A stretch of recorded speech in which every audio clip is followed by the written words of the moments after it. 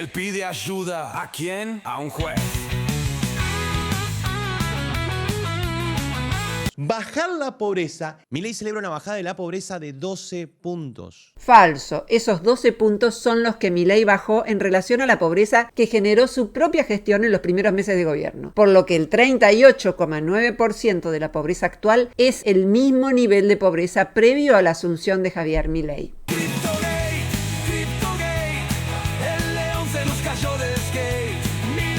Muchos ya están enterados. Milei promovió una criptomoneda llamada Libra que se desplomó en minutos, dejando a los inversores con menos respaldo que promesa de gimnasio en enero. El presidente ordenó investigar a fondo el tema, es decir, ordenó investigarse a sí mismo. Todo normal. La próxima da un premio a la transparencia.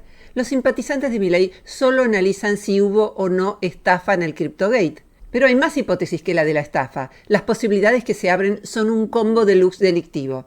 Si el Código Penal fuera un menú, Milei ya pidió todo con postre incluido. Una hipótesis que cuenta con respaldo es la del tráfico de influencias. Y es que Milei cobraría por acceder a él, por conceder entrevistas a empresas para después beneficiarlas. Libertad es poder elegir. ¿Paga usted en dólares, criptos o tráfico de influencias? El acceso al presidente se manejaría como las aerolíneas, turista business o first class, según cuánto pagues. El tráfico de influencias es un delito castigado con 1 a 6 años de prisión e inhabilitación perpetua para el ejercicio de la función pública. Que Milei cobraba por las entrevistas antes de ser elegido como presidente es un secreto a voces, así como que la cajera de esos pagos era su hermana Karina.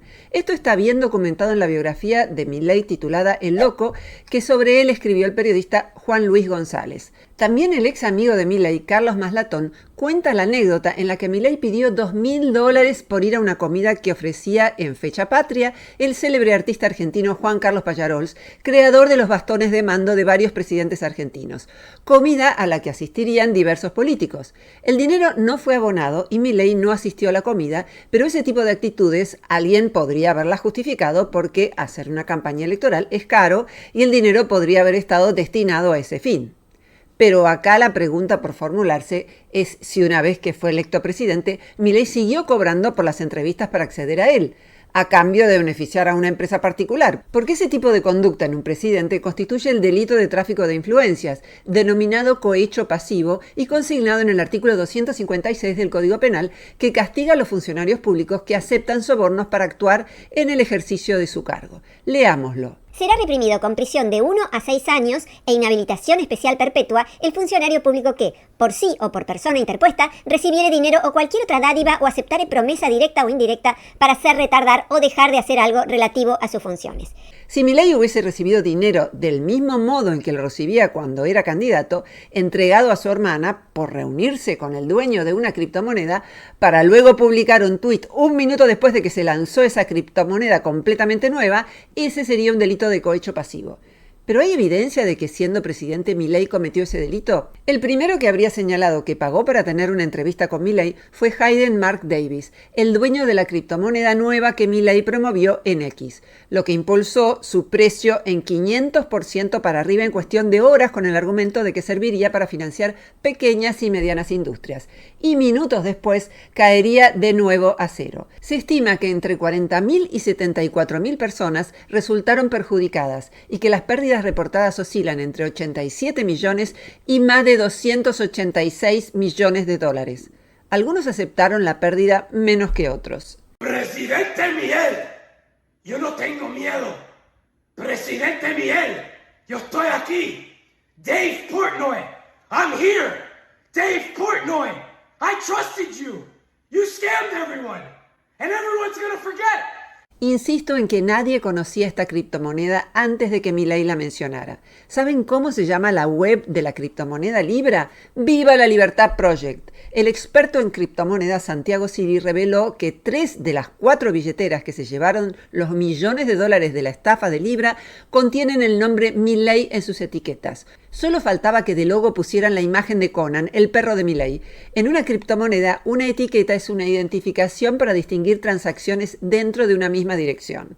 Uno de los periódicos más respetados en el ámbito de las criptomonedas, CoinDesk, fue la primera fuente que publicó que Davis, que además conoció personalmente a Milei, se jactó de haber comprado el acceso a su círculo íntimo meses antes del escandaloso lanzamiento y colapso de Libra.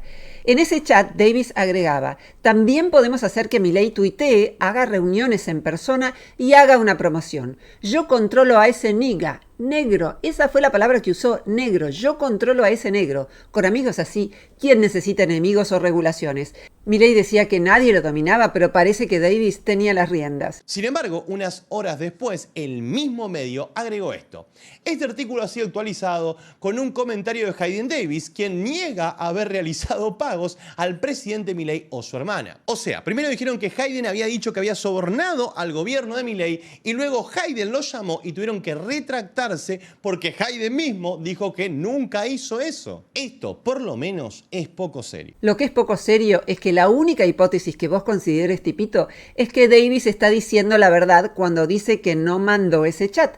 Es razonable creer que dice la verdad un tipo como Davis, que desde que estafó por millones de dólares está escondido vaya a saber dónde, porque no solo lo amenazaron quienes perdieron muchísimo dinero por su culpa, sino porque su propio país, Estados Unidos, pena este tipo de práctica corrupta en el exterior. Algunas versiones sostienen que recaló en Dallas, Texas, pero que contrató custodia privada y se mudó a un destino secreto junto a su familia en la madrugada del sábado 15 de febrero. Buena parte de las huellas digitales del caso Libra se fumaron. Perfiles en redes, posteos, videos, imágenes y otros contenidos que hubieran permitido reconstruir el pasado de presuntos responsables del CryptoGate. ¿Es extraño que Davis borre con el codo lo que escribió con la mano?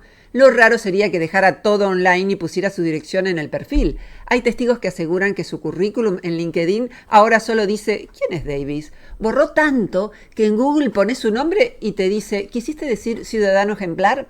Algunos me dirán, pero Roxana, los que invierten en criptomonedas son tipos que saben y conocen las reglas del juego. Se sabe que las cripto tienen alta volatilidad y así como el precio puede subir de un minuto para el otro, puede bajar drásticamente. El problema es que uno de los métodos más conocidos de estafa con las cripto es el de lanzar una nueva cripto, pagarle a un influencer, una vez que el influencer la promueve, repartir las cripto entre sus propietarios y cuando quienes las compraron las desean vender, se les bloquea el acceso a la venta.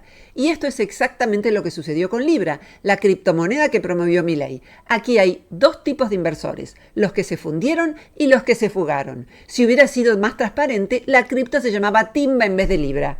Qué lindo cuando la mano invisible del mercado se mete en tu bolsillo y se roba la billetera. No es la primera demanda judicial que tiene el grupo que impulsó la criptomoneda promovida por Milei. También su padre, Tom Davis, socio de su hijo Hayden Davis, en Kelsier Ventures, creadora de la criptolibra, fue investigado por el FBI por fraude de identidad y sentenciado a 1 año de prisión federal, pena que se redujo tras su confesión. Según distintas fuentes relacionadas con el mundo cripto, Kelsier Ventures intentó expandir el modelo de la emisión de una memecoin nacional a Nigeria. Una memecoin es una criptomoneda basada en memes o tendencias virales de Internet. Esta empresa, la misma que creó Libra, la cripto de la estafa, habría estado en contacto con miembros del gobierno nigeriano sin éxito, ya que Nigeria tomó medidas para frenar el fraude criptográfico. My God, estamos peor que Nigeria. Si estafar con cripto fuera un mundial, Argentina ya estaría en octavos. Una memecoin nacional. Solo falta que le pongan patacoin y ya cerramos el ciclo. Nigeria frenó la estafa, pero acá le abrimos la puerta y le servimos mate. Miles de boludos pusieron su guita ahí. Y ahora en Nigeria hay leyes, pero acá se ríen de mí. Tampoco es la primera vez que Milei promueve una criptomoneda que resulta ser una estafa. En 2021 promovió la plataforma de inversión CoinX que prometía rendimientos de hasta 8% mensual. Su ex amigo Carlos Maslatón contó en C5N que en 2021 le dijo a Milei que CoinX era una estafa Ponzi y Milei le respondió que le pagaban. Posteriormente, la Comisión Nacional de Valores la denunció por operar sin autorización y la comparó con un esquema Ponzi, resultado en pérdidas millonarias para miles de inversores. ¿Qué es un esquema Ponzi? Es un fraude financiero donde las ganancias de los inversionistas antiguos se pagan con el dinero de nuevos inversores, sin generar beneficios reales. Eventualmente colapsa cuando no entran suficientes nuevos fondos. ¿Cuál es la diferencia con la estafa piramidal o lo que ocurría con el juego del avión? No sé si recuerdan algunos, los viejos como yo. El esquema Ponzi tiene un administrador central que paga a los inversores antiguos con dinero de nuevos sin generar ganancias reales. En cambio, la estafa piramidal requiere que cada participante reclute a otros para obtener beneficios formando una estructura de niveles. Cryptogate, el león se nos cayó del skate. Quería ser el rey de la selva, pero terminó mordiendo la tierra. ¿Hay otras evidencias de que Milei cobraría vía su hermana Karina las entrevistas que otorga ya siendo presidente? ¿Avanza la libertad pero con transferencia bancaria previa? Anda a saber, tal vez para hablar gratis con Milei tenés que ser perro o Elon Musk. Si así fuera, más que un presidente parecería un OnlyFans político. Charles Hoskinson, un referente del mundo de las criptomonedas, reveló que vino especialmente de Estados Unidos a la reunión Tech Forum, organizada por los dueños de Libra, la criptomoneda de la estafa, para encontrarse con Milei. Pero que allí los dueños de Libra le dijeron que si pagaba, podían organizarle una reunión con Milei donde pasarían, comillas, cosas mágicas, fin de las comillas. Hoskinson dijo que se negó porque en su país, Estados Unidos, estas prácticas de corrupción realizadas en el extranjero son penadas. Dijo esto incluso en un video que subió a su cuenta de X y agrega que en cada país latinoamericano que intentó hacer negocios tuvo al menos a una persona en el sector privado o gubernamental que le decía que para hacer negocios había que pagarle a alguien. Hoskinson entendió que en Latinoamérica la única criptomoneda válida es el sobre cerrado. La corrupción en Latinoamérica es tan normal que hasta los yanquis se escandalizan. Lo que voy a decir ahora no prueba que Milei cobre a las empresas por tener reuniones con él, pero es un elemento a tener en cuenta. Su hermana Karina Milei fue quien recaudó los ingresos de Milei en campaña y actualmente es la secretaria de la presidencia y tiene un control significativo sobre la agenda presidencial y el acceso al mandatario. Agenda presidencial o lista de precios. La diferencia es sutil, dicen malvados políticos de la oposición. Yo soy el león, decía el chabón, pero ahora está más en jaque que un peón sin protección. Un eje del debate en estos días es si Milei recomendó la criptomoneda como ciudadano o como presidente. ¿Qué dice al respecto la ley argentina? Es evidente que su investidura presidencial influye en el impacto de la recomendación y si hay indicios de beneficio propio o conflicto de intereses, podrían aplicarse varias figuras del Código Penal. Por ejemplo, cohecho y tráfico de influencias, artículos 256 y 256 bis.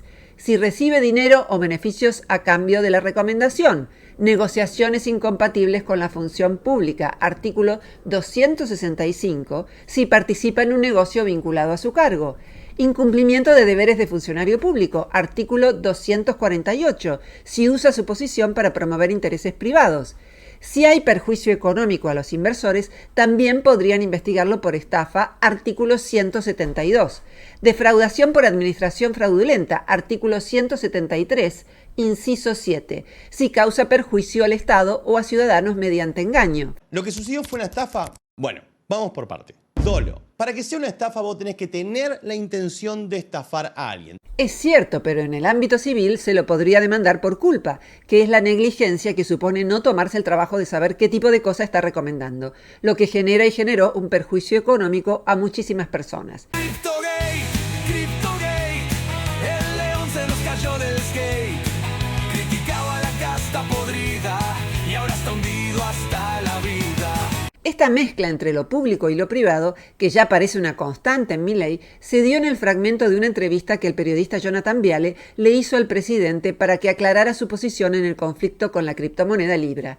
En medio de la grabación de la entrevista, Milei fue interrumpido por su asesor, que le dijo algo al oído. Posteriormente, la entrevista fue censurada, pero el fragmento fue conocido por la opinión pública gracias al responsable de la cuenta de TN en YouTube, que fue despedido por esta infidencia tras más de 20 años de trabajo para el Grupo Clarín. ¿Qué decía Milei en el fragmento censurado? Que pediría la renuncia al ministro de Justicia Libarona para que lo defendiera de las imputaciones del Cryptogate, es decir, que le pediría la renuncia para usarlo como su abogado personal, lo que podría ser interpretado como una mezcla inapropiada entre su rol oficial y sus actividades personales, algo que podría derivar en una investigación por posibles delitos como incumplimiento de los deberes de funcionario público o negociaciones incompatibles con la función pública.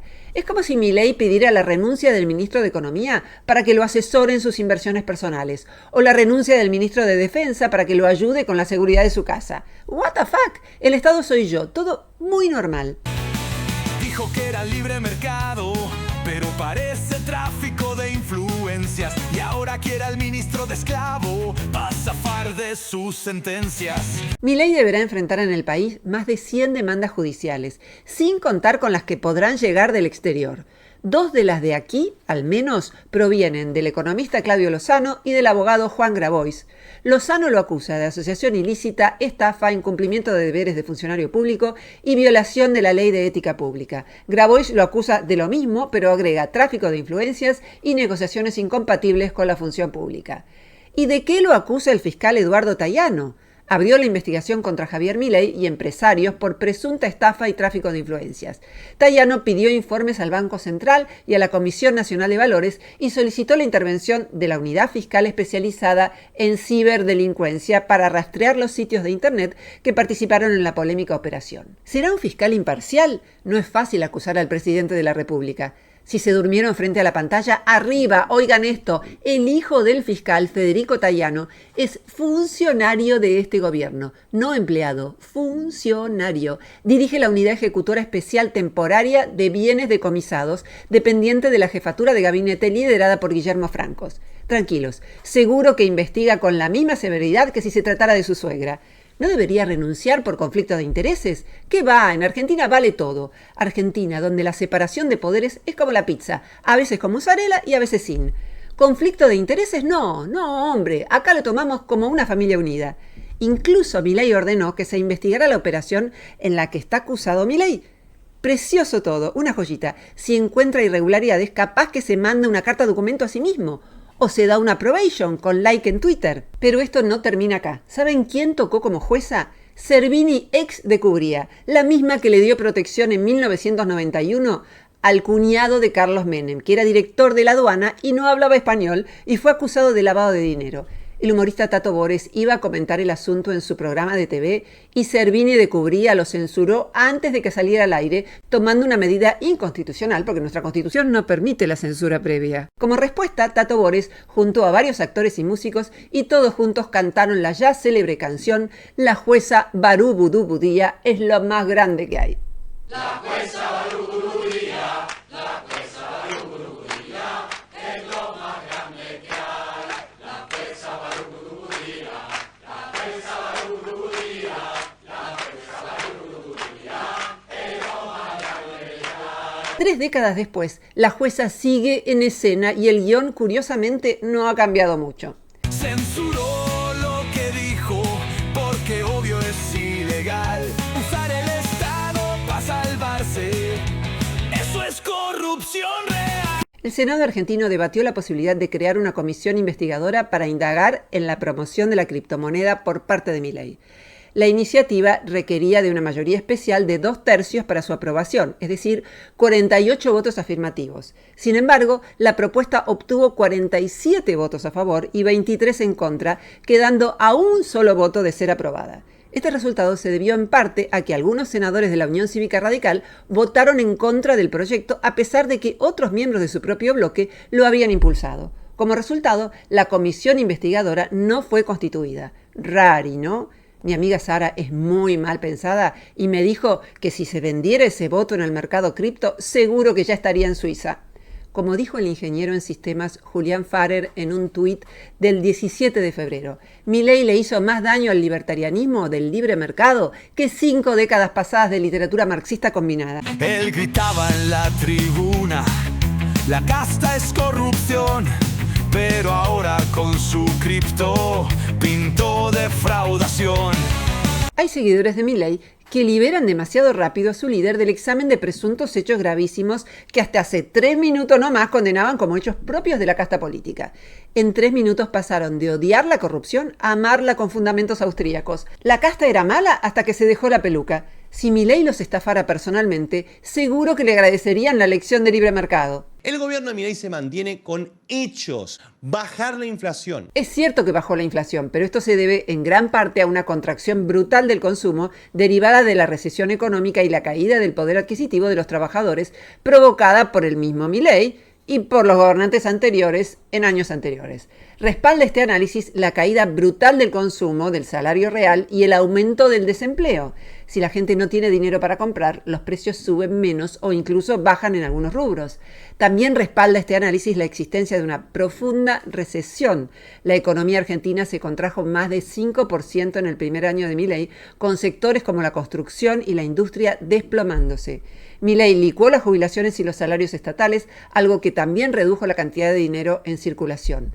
La inflación también se frenó en parte porque Milei contuvo el dólar oficial con una devaluación inicial fuerte, pero luego dejó fijo el tipo de cambio, lo que redujo la inercia inflacionaria. Sin embargo, esto no es sostenible sin crecimiento. Bajar la deuda. Engañoso. Según datos oficiales, al 30 de noviembre del 2024, la deuda de Argentina bajó 3,4% en dólares, pero el PIB también cayó. Así que la relación deuda-PIB no se redujo realmente.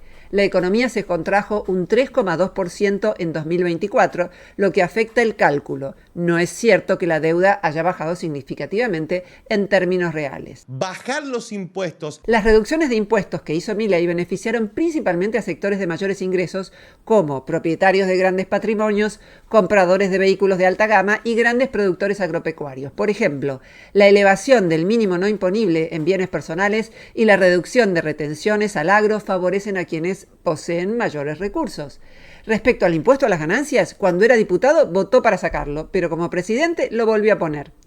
También incrementó 3 impuestos, lo que indica que aún queda camino por recorrer en la reforma tributaria prometida. Bajar la pobreza. Milei celebra una bajada de la pobreza de 12 puntos. Falso. Esos 12 puntos son los que Milei bajó en relación a la pobreza que generó su propia gestión en los primeros meses de gobierno. Por lo que el 38,9% de la pobreza actual es el mismo nivel de pobreza previo a la asunción de Javier Milei. Y achicar el Estado. Milei pasó de 44 puntos del PIB de gasto público a 32 en tan solo un año. Verdadero, este ajuste implicó una reducción de más de 10 puntos porcentuales en relación al PIB en un solo año, situando al gasto público en niveles comparables a los de mediados de la década de 1990. Estas acciones condujeron a un aumento del desempleo y la pobreza, y a la baja de la inflación, y esto se debe en parte, como dijimos, a la reducción del poder adquisitivo de los trabajadores, quienes ahora tienen menos recursos para gastar. Este enfoque recuerda el aplicado en la década del 90 bajo la presidencia de Menem, donde políticas neoliberales similares llevaron a un incremento del desempleo y la precarización laboral. Durante ese periodo, el empleo asalariado protegido disminuyó del 55% al 47%, mientras que el desempleo aumentó del 4 al 11%.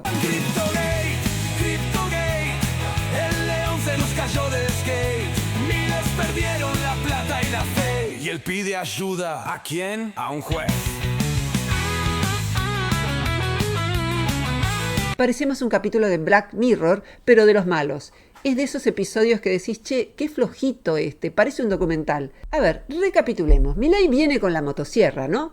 Que iba a cortar el gasto público, los ñoquis, el Estado, pero al final, ¿qué es lo que también termina cortando? La confianza de algunos de sus votantes. O peor aún, la idea de que es importante no tener funcionarios corruptos. Porque el roba pero hace es una consigna deplorable que aún articula la mente de una parte considerable de la ciudadanía argentina. Se supone que el liberalismo promueve la libre competencia, pero acá lo aplicaron como el fútbol argentino. Algunos pareciera que juegan con el árbitro comprado. Los giles compran criptomonedas truchas sin googlear siquiera la empresa que las vende y mientras tanto los criptochantas son los únicos que pueden vender cuando el precio sube y buscan comprar funcionarios como quien compra tomates en la feria.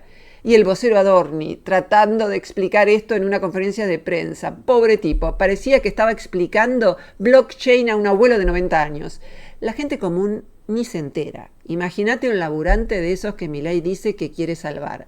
Se mete en la aplicación y dice: ¡Uy, qué bueno! El Bitcoin está subiendo. No, pelotudo, es que el gobierno ya sabe que el peso va a explotar y están comprando. Ah, ¿y nosotros? Nosotros seguimos trabajando en peso, boludo. Mientras la timba de los grandes mercados glorifica ganar fortunas a toda velocidad, sin esfuerzo. Libra es eso, forrate de plata sin laburar. Es espectacular. Vos vivís en un país donde la corrupción financiera es norma y vos sos el último boludo de la cadena. Encima el gobierno autorizó a niños de 13 años a invertir. Adolescentes de 13 años que pueden entrar a la timba de la bolsa de valores con autorización de los padres. Pueden comprar y vender acciones, bonos y otros instrumentos financieros. Imagínense: papá, quiero un iPhone. Invertí bien, campeón.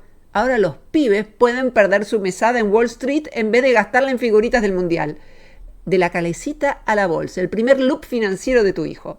Pero tranquilos, que el presidente va a solucionar todo con un tuit de Ayn Rand y un video gritando ¡Viva la libertad, carajo! Y después, a la semana, te das cuenta de que la única libertad que tenías era la de comprarte un kilo de yerba antes de que se vaya a 20 lucas. Así que nada, bienvenidos a Black Mirror Argentina, donde la política no la maneja el Congreso, sino un grupo de traders de Telegram, donde los ministros duran menos que un plazo fijo y el único que gana siempre es el que ya tenía la info antes que vos. Que la justicia lo investigue a él y a su hermana, que averigüe si hay facturas por servicios de coaching esotérico en La Rosada y de paso que revise si el perro Conan también tiene cuentas offshore. Todo antes de que declaren que el Código Penal es comunista. No quiero terminar este video sin agradecer al presidente Milei por haberme bloqueado hace años en Twitter. Siempre aclaro que sin haber intercambiado palabra alguna con él. Gracias a que me bloqueó, me perdí su tweet de la criptoestafa y me salvé de invertir $5 millones en Libra. Un visionario. Me protegió de mí misma sin saberlo. Nunca un bloqueo fue tan rentable. Si no fuera por él, hoy estaría vendiendo riñones en el mercado negro. Él gritaba en la tribuna: la casta es corrupción. Pero ahora con su cripto pintó defraudación. Miles de boludos pusieron su guita ahí. Y ahora en Nigeria hay leyes, pero acá se ríen de mí. Cryptogate, Cryptogate, el león se nos cayó del skate. Quería ser el rey de la selva, pero terminó mordiendo la tierra. Dijo que era libre mercado, pero parece tráfico de influencias. Y ahora quiere al ministro de esclavo para zafar de sus sentencias. Censuró lo que dijo, porque obvio es ilegal usar el Estado para salvarse. Eso es corrupción real. Cryptogate, Cryptogate, el león se nos cayó del skate. Criticaba a la casta podrida y ahora está hundido hasta la vida. Yo soy el león, decía el chabón, pero ahora está más en jaque que un peón sin protección. Cryptogate, Cryptogate, el león se nos cayó del skate. Miles perdieron la plata y la fe. Y él pide ayuda. ¿A quién? A un juez.